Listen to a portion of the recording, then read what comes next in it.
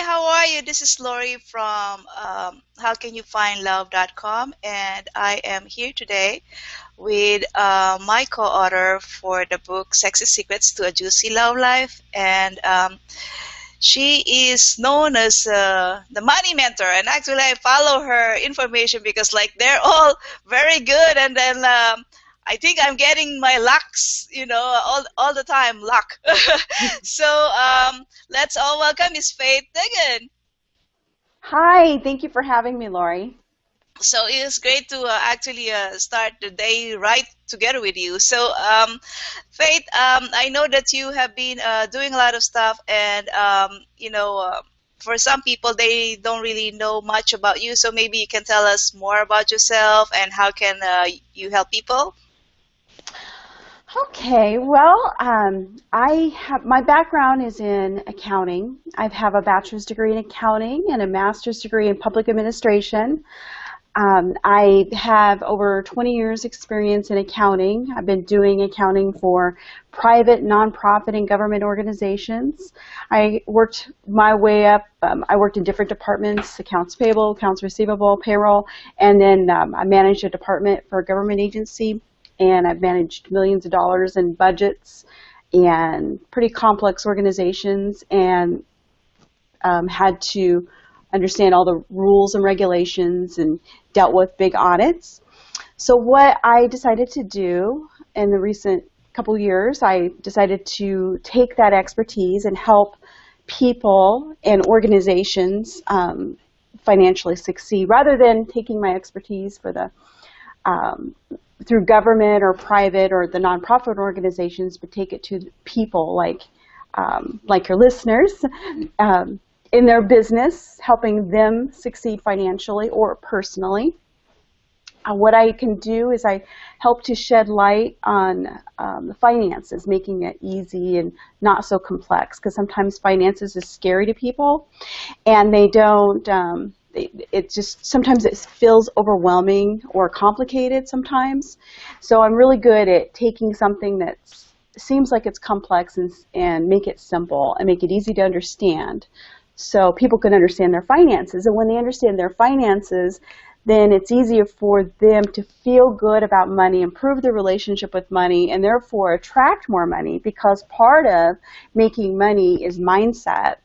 And if your mind isn't right about money or your relationship with money, then you're not going to attract it. It's going to be a dysfunctional relationship, and you're either not going to have or be attracting money or be in debt, or not sure how to get out of debt, or just put your head in the sand and it just gets worse and worse. So where I offer something different than the average accountant or even a CPA is, not only do I have the expertise in accounting and doing some complex financials at an executive level, I am able to give that clarity to people, but also help with mindset, because that's something that CPAs and accountants don't really deal with. They're not taught in school.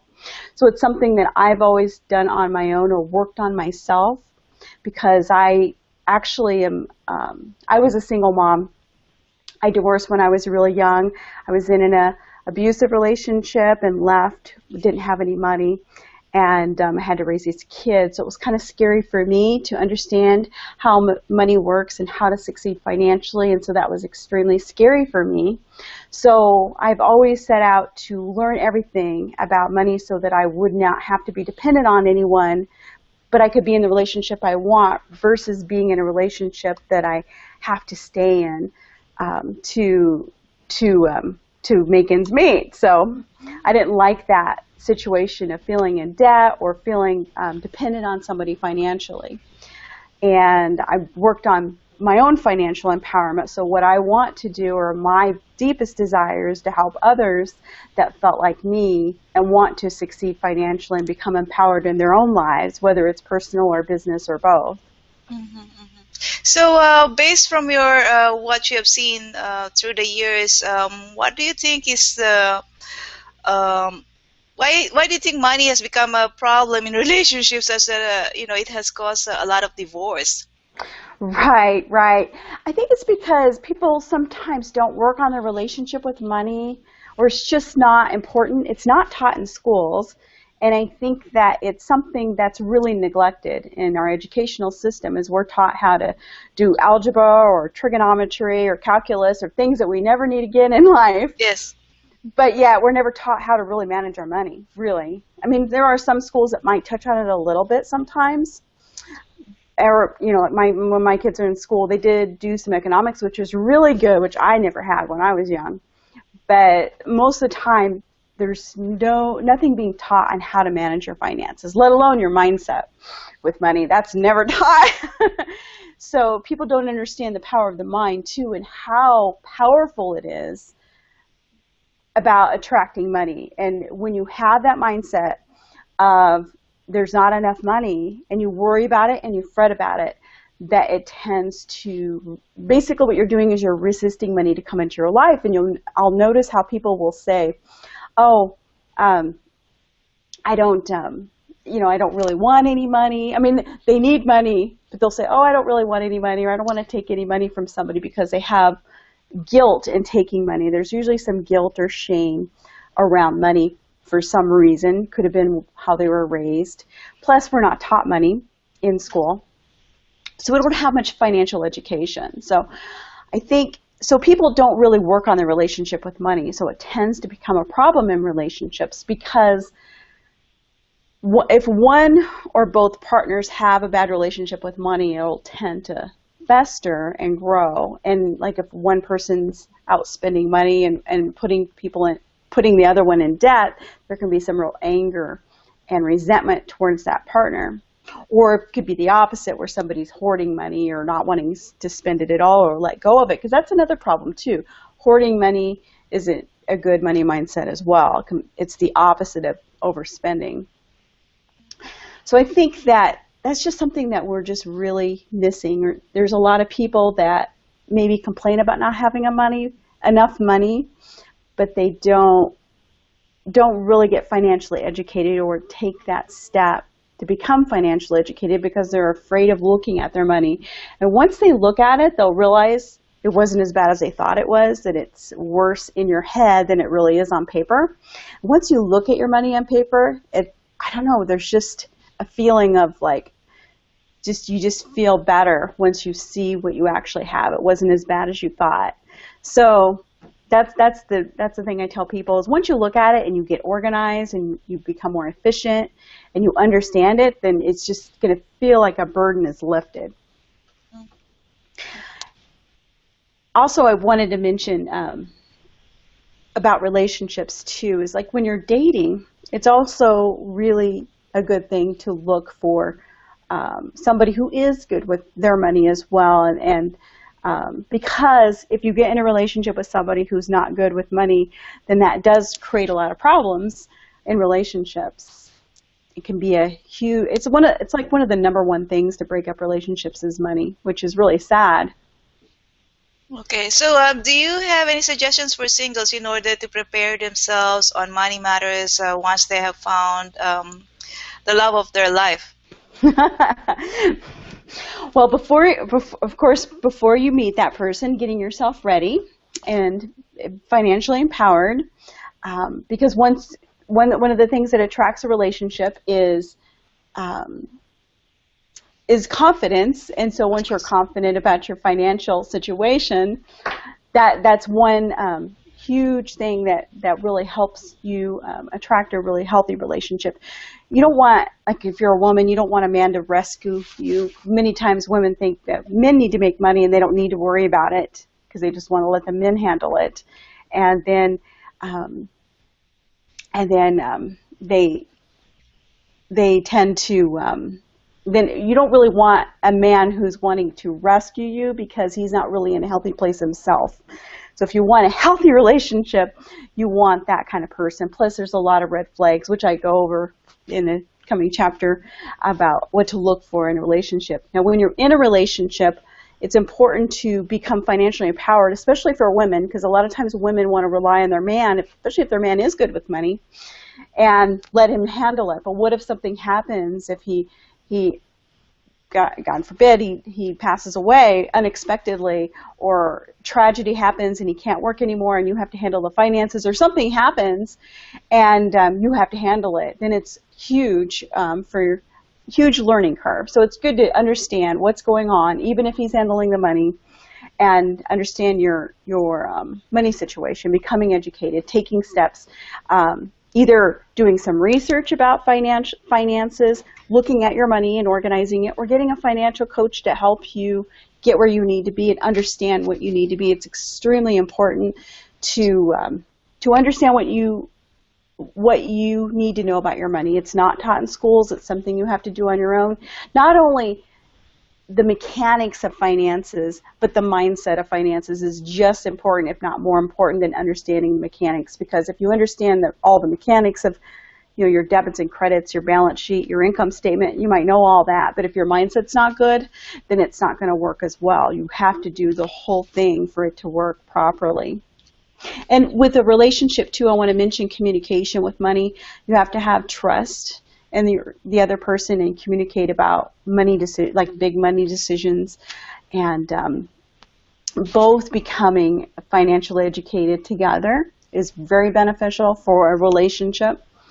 And then if you have children, you become the role model for your children as well, and you want them to financially succeed. And if you're not financially successful, how do you expect your kids to become financially successful? Because they always model you, and it's not correct to say do what I say, don't do what I do, because that's not really fair. Kids don't buy into that. They're smarter than that.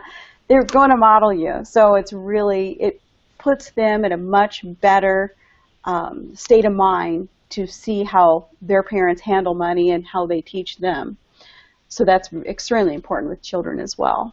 Mm-hmm. So those are all great information, Faith. I'm sure the viewers will be enjoying those things and writing them down and making a practice out of it. So can you tell us what are your current projects and how can people find you? Well, yes, I'd be glad to. Well, what's going on right now is we'll be launching a book with you, The Sexy Secrets to a Juicy Love Life. Mm-hmm. And my chapter is called Get the Money and the Man. Financial Empowerment is Sexy. And in the book, I give some tips on how to take some steps towards financial empowerment, as well as red flags to look for. And when you're looking for that relationship, in order to prepare you, it's something to get you started in the right direction. Mm-hmm. Or if you're already financially educated, it might give you some information that you didn't already know. Because we're always learning, and I've always learned from other experts as well, things I think I know, and I learn something new every day. Mm-hmm. So I'm excited about that book. It's going to be really, really great relationship book, and you got to get it. I also have a website called AskTheMoneyMentor.com. And I have a blog there, and I have an email list that anyone can sign up for. And I'm going to be sending free financial tips a little bit every so often, because I think little short tips of information, it's easier to retain it. If I give you too much financial information, nobody's going to understand it. So little tips are really helpful. Also, I'm on Facebook, I'm on YouTube and Twitter, LinkedIn, Pinterest, and Instagram, to name a few. So you can find me pretty much anywhere and connect with me. And I'll be having, like I was saying, a video blog coming soon, and that's how I'm going to communicate my financial tips to everybody who wants to join, and it's free. So that's great. So Faith, do you have any parting words to share? Well, I just want to say that I think everybody can become financially empowered if they want to, and it's there for you. The best way to attract wealth is to understand your money, see the money coming in, understanding it, getting your mindset around money. Once you get those things in place, it's easier to attract money, because if you ever notice, you'll go through a downward spiral when you have negative thoughts. Mm-hmm. When you have positive thoughts, it just grows. It's just the same as a relationship. If you neglect it, it's not going to do well. If you abuse it, it's not going to do well. If you nurture it, it's going to grow in abundance, and that's what we're wanting. So my whole one of the titles I always use is, well, follow your bliss is one, because I believe following a blissful life and joyful will attract money in your life. But also, I kind of call it money mayhem to money mastery, because my intention is to become masterful of your money and not become a slave. So I invite everybody to become educated about their money, and my intention is for our country and all countries, everybody in every country, to become prosperous, because I think it's a real need for people, because a lot of people are not doing so well financially. Whatever I can do to help everyone, the better this world will be. So I just Okay. want to part with that. Thank you. Thank you so much, Faith. So speak to you soon. You take care and thank you. Thank you.